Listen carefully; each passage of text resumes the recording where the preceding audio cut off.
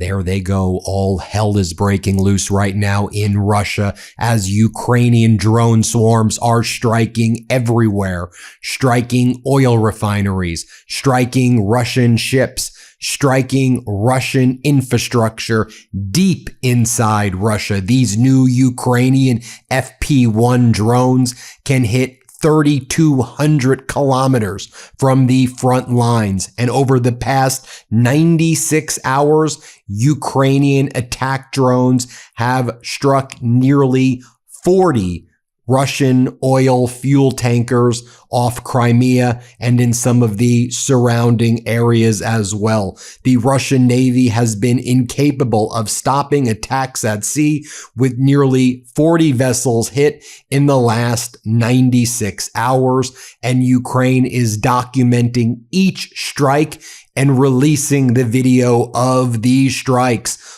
Look at each of these strikes being documented by Ukraine. Also, onboard footage from Ukrainian mid-range attack drones are tearing into Russia's rear area supply lines over the past weeks, accelerating even over the past few days as Zelenskyy was at that NATO summit, securing the Patriot interceptor licenses he so badly needed in order to stop the Russian ballistic missile attacks, which need those interceptors in order to stop the devastation that Putin was causing on Kyiv.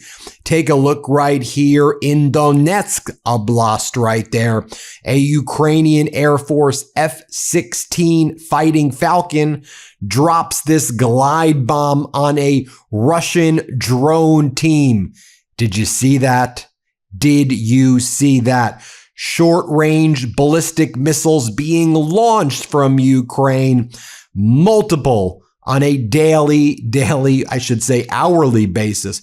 Take a look right here about what was just published by Ukraine's 19th Missile Brigade, Santa Barbara. Are you seeing that? Take a look right here. Ukrainian attack drones hit a Russian ammunition dump in Luhansk Oblast tonight, setting it on fire. Take a look right here and you'll see as this ammunition dump slowly cooks off. Take a watch. Ну, вообще по кайфу, да?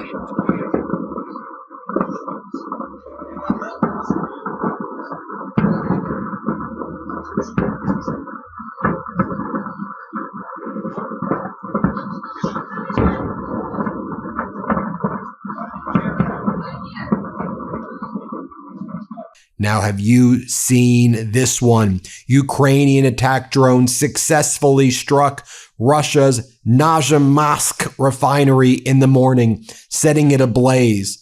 This is the second Russian oil refinery hit by Ukrainian drones in 24 hours. Take a look at this footage right here as Russia's Nezhnekamsk oil refinery burned in the morning after the Ukrainian birds, the FP-1s and other drones, hit it hard with devastating impact. Play this clip.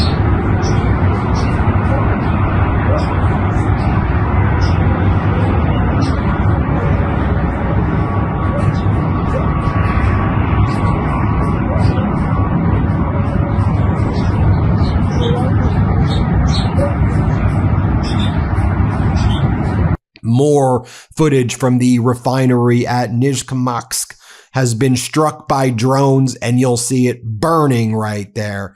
Play this clip. As I said, in the past day, there were two major refineries that were hit. You go back a day before that, and there was the biggest refinery in Russia, the Omsk oil refinery as well. I'll get to that in just a moment right here. But take a look right here as the Ukrainian attack drones hit Russia's Saratov oil refinery during the night, setting it ablaze. You see the photo right there. Right there. Take a look at this video.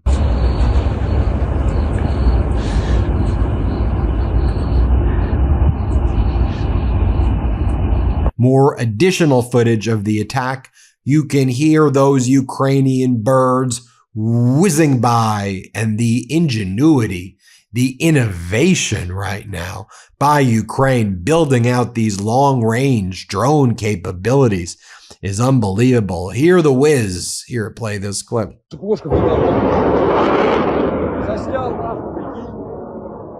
Also, you have Ukrainian forces striking a Russian natural gas distribution facility in Belgorod. This was 3 days ago.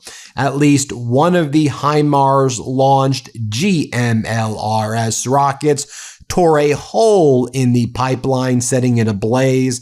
Gas supply interruptions were reported in multiple parts of the city. I want you to watch what went down here.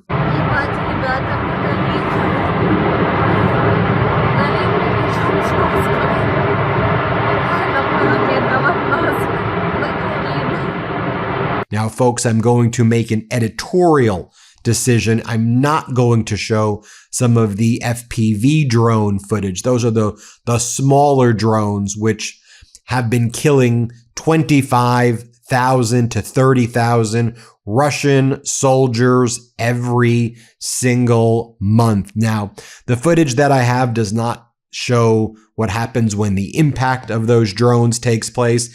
Doesn't actually show the killing of the Russian soldiers, but I don't want to show that. I'm not going to show that on this network. But Ukraine did release showing, and Zelensky has said, we've been able to count and document all of the 25 to 30,000 Russian soldiers each month that we are able to kill. Let me interrupt for a moment with a news story that you need to hear. So just recently, the Trump administration bragged about the PJM power grid. It's the largest in the country, moving away from renewables. Energy Secretary Chris Wright posted a chart showing coal, gas, and other non-renewable sources making up over 91% of generation and renewables under 6%. He was bragging about this. His advice in a time of strain during the summer heat was to keep your air conditioners blasting. His words. 1 day later, PJM had to declare emergency actions following an alert by the federal government, the Trump administration, telling utilities to cut electricity use as outages, overloaded transmission lines, and extreme heat pushed the system towards blackouts. Now, Trump loves to say in his speeches, like all the time, that only unsuccessful countries use wind, that only disasters run on renewables. He said that China doesn't use wind power, but that's not true even in the slightest bit. China is the #1 wind producer on Earth. It's not even close, and they keep on expanding it. Meanwhile, the Trump administration is bragging about cutting renewables while the grid nearly buckles. Listen, this isn't about politics, it's facts and common sense. Renewables aren't just good for the environment, they're good for lower costs and a stronger, more reliable grid, and they make the country stronger and more competitive as a whole. So now I want to hear from you. What do you think about how the administration is handling climate and renewable energy? Do you want to see more investment? Let us know all your thoughts right now in the comments. I want to hear from you. Okay, Ben, back to you. More footage right here from Belgorod International Airport, which is now a large Russian helicopter base, which came under massive fire by Ukraine. Play this clip.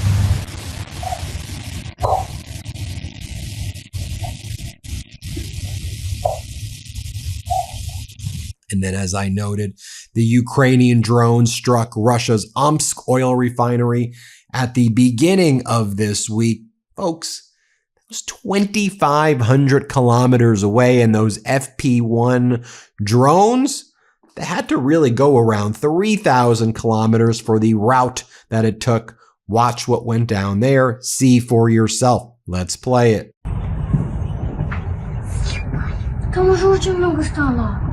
Мам, нихуя не сесть, ребят. Сюда.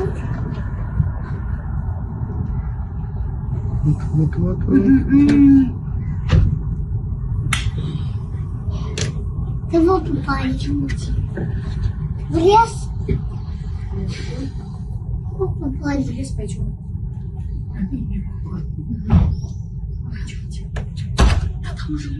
Don't you see over here these Ukrainian farmers posing with the Russian Shahed drones that crashed into his field? It seems a little dangerous to me. Just to show you what some of these Ukrainian strike drones look like. Different models, different makes. This is the MeidasTouch strike drones, the FP1 strike. There's a lot of different strike drones, a lot of different. The long-range drones is the FP1s, the MeidasTouch strike drones, which is right over here. This is right over here over Russia's Bashkortostan Rivka area, 1,250 kilometers from the front lines. Let's play it.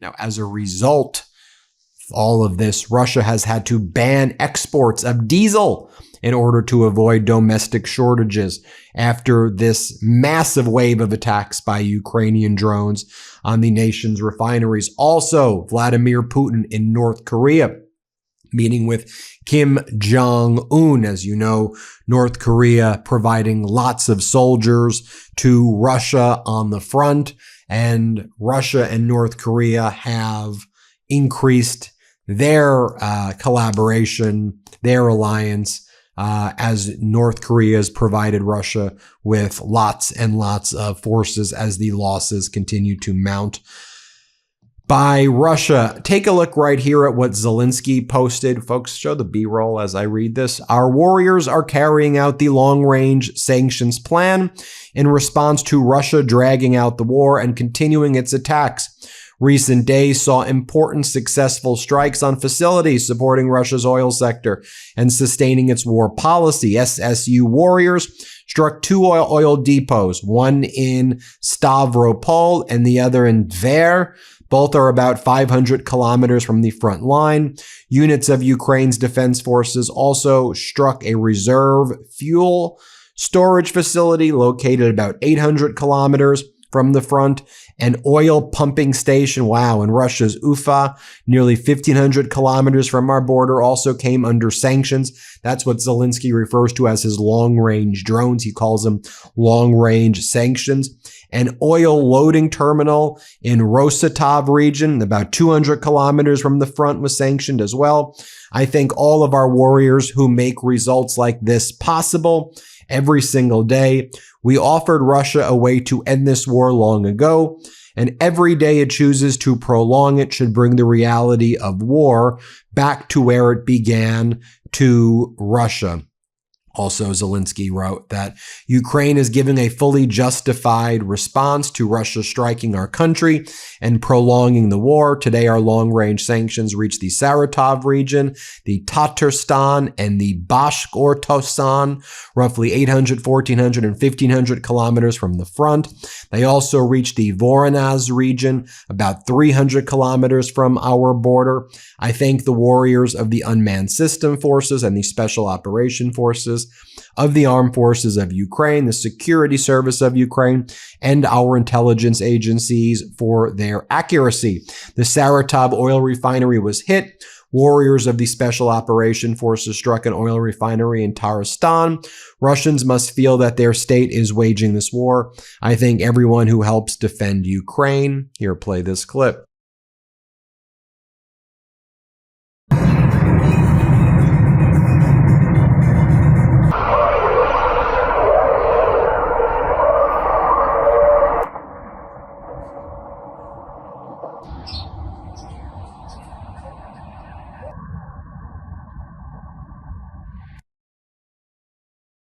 Now, Belgium's Prime Minister Bart de Wever takes a jab at Donald Trump in FIFA and also showing support with Ukraine. The Belgian Prime Minister says, "We are going to provide 2 packages of 70 billion euros in military support to Ukraine." So it's a very strong red card for Putin. And as you know, you can simply take a red card back, mocking Donald Trump for manipulating FIFA to take away the red card over there for Flo Ballagrin.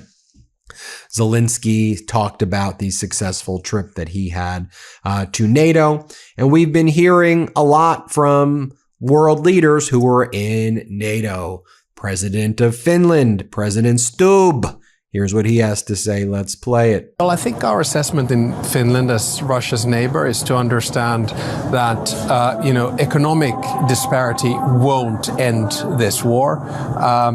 The situation on the battlefield, in other words, the losses of Russian soldiers, 35,000 a month, is not going to end this war. But the strategic thinking of the Russian regime will change if the Russian population begins to be against the war. And that's what's happening right now. And the reasons are many. It's actually coming too close to home, hitting St. Petersburg and Moscow, the Crimean Peninsula. So it's hitting, kids, basically not hitting, but affecting children's summers. It's, they're closing internet. They have long lines at the gas pump. So these kinds of things will probably make Russia reconsider and hopefully get them to the negotiating table. We've heard from Hungary's new Prime Minister Magyar. Here's what he has to say.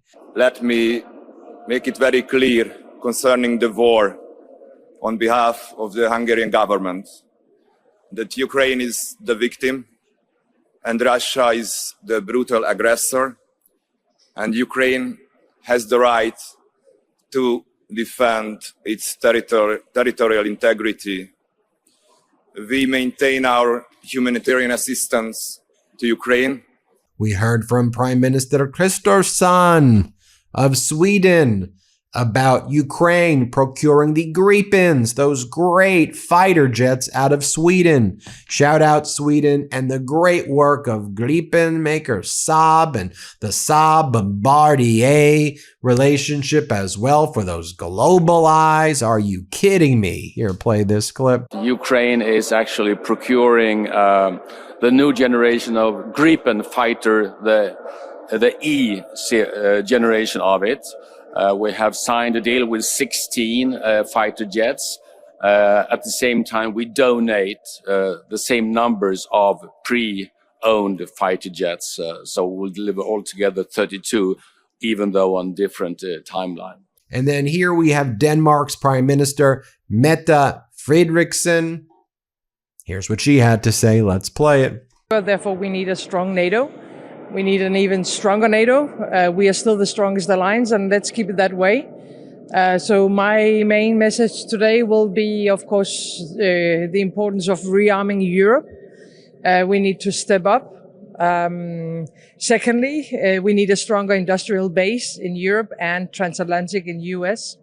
And thirdly, we need to help Ukraine even more, put more pressure on Russia, and ensure that the only right winner of this war, of course, will be Ukraine. There you have it, folks. Let me know what you think. Hit subscribe. Let's get to 7 million subscribers.